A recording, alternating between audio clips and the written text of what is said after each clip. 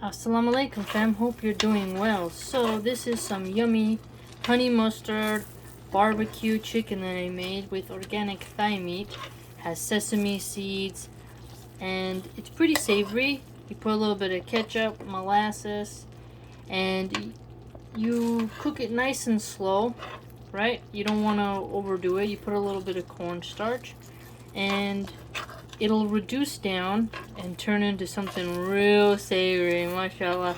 You don't have to buy barbecue sauces, you can just make them at home. So you put the honey mustard, molasses, ketchup, sesame seeds, Salt Lake City salt, whatever salt you prefer.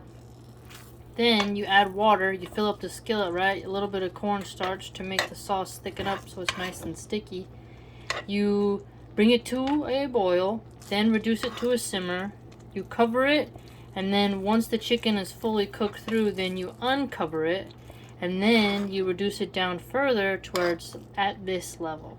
So alhamdulillah, mashallah for everything. I hope you can try this recipe.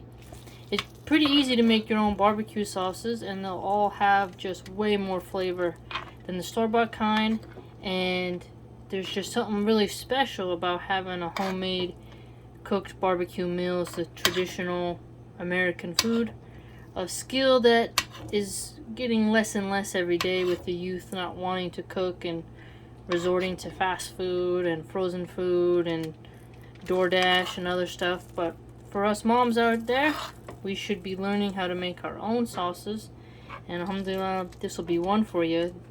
The sesame seeds add a nice nutty flavor to it, and I used peanut oil, so it has a little bit of a nutty aftertone to it. So, mashallah, hope you get to try it too, fam.